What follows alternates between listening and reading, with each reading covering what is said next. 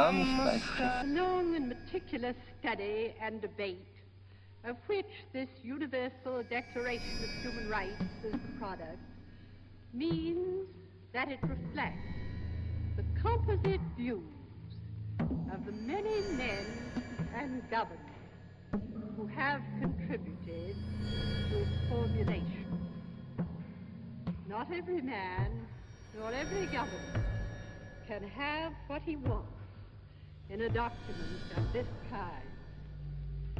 There are, of course, particular provisions in the Declaration, before us, with which we are not fully satisfied. I have no doubt this is true of other delegations. And it would still be true if we continued our labors over many years.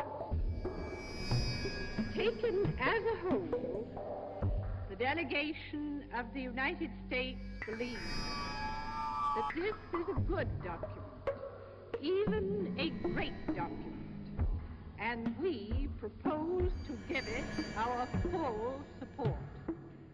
On this, the Soviet amendment of Article 22 introduces new elements into the article without improving the committee text, and again introduces specific reference to discrimination. As was repeatedly pointed out in Committee 3, the question of discrimination is comprehensively covered in Article 2 of the Declaration, so that its restatement elsewhere is completely unnecessary and also has the effect of weakening the comprehensive principles stated in Article 2. The new article proposed by the Soviet delegation is but a restatement of state obligation, which the Soviet delegation attempted to introduce into practically every article in the Declaration. It would convert the Declaration into a document stating obligations on states, thereby changing completely its character as a statement of principles to serve as a common standard of achievement for the members of the United Nations. The Soviet proposal for deferring consideration of the Declaration to the fourth session of the Assembly requires no comment. An identical text was rejected in Committee 3 by votes of 6 in favor and 26 against. We are all agreed, I'm sure, that the Declaration, which has been worked on with such great effort and devotion and over such a long period of time, must be approved by this Assembly at this session.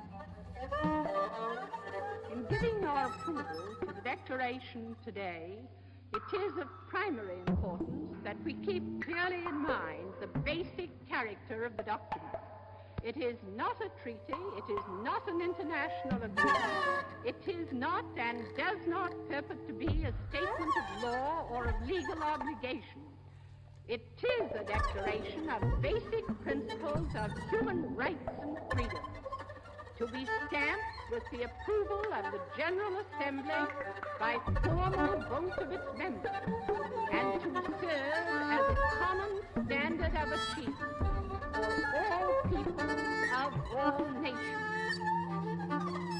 We stand today at the threshold of a great event, both in the life of the United Nations and in the life of mankind. This Universal Declaration of Human Rights may well become the international Magna Carta of all men everywhere. We hope its proclamation by the General Assembly will be an event comparable to the proclamation of the Declaration of the Rights of Man by the French people in 1789, the adoption of the Bill of Rights by the people of the United States, and the adoption of comparable declarations at different times in other countries. At a time when there are so many issues on which we find it difficult to reach a common basis of agreement, it is a significant fact that the great states have found such a large measure of agreement in the complex field of human rights. This must be taken as testimony of our common aspiration, first voiced in the Charter of the United Nations, to lift men everywhere to a higher standard of life and to a greater enjoyment of freedom. Man's desire for peace lies behind this declaration.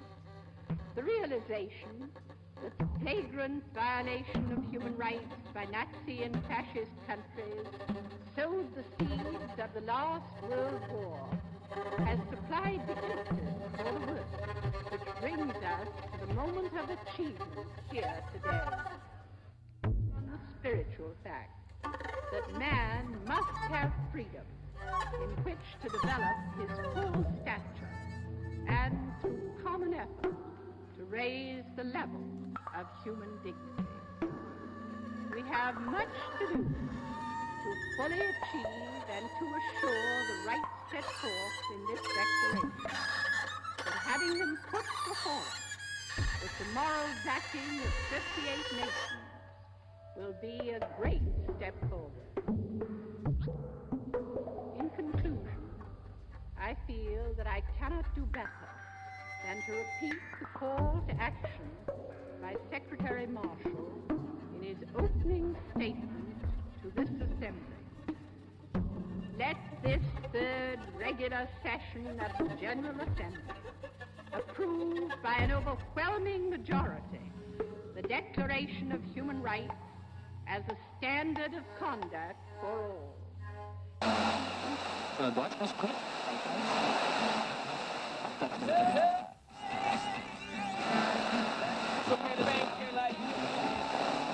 All human beings are born free and equal in dignity and rights. In perhaps the most resonant and beautiful words of any international agreement, the Universal Declaration of Human Rights promises to all the economic, social, political, cultural, and civil rights that underpin a life free from want and fear.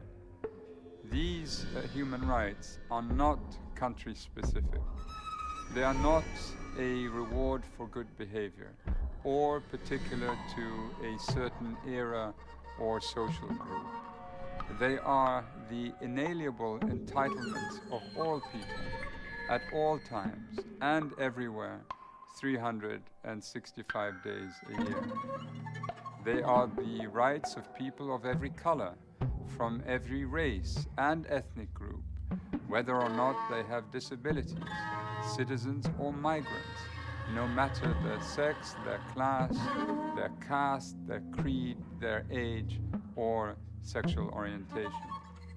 The commitments made to the people of the world through the Universal Declaration are in themselves a mighty achievement, discrediting the tyranny, discrimination, and contempt for human beings that have so painfully marked human history. And since the Declaration was adopted, countless people have gained greater freedom. Violations have been prevented.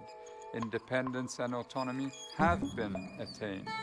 Many people, though not all, have been able to secure freedom from torture, unjustified imprisonment, summary execution, enforced disappearance, persecution, and unjust discrimination, as well as fair access to education, economic opportunities, rich cultural traditions, and adequate resources and health care. They have obtained justice for wrongs and national and international protection for their rights through the strong architecture of the international human rights legal system. The power of the Universal Declaration is the power of ideas to change the world. It tells us that human rights are essential and indivisible, 365 days a year. Every day is Human Rights Day, a day on which we work to ensure that all people can gain equality, dignity, and freedom.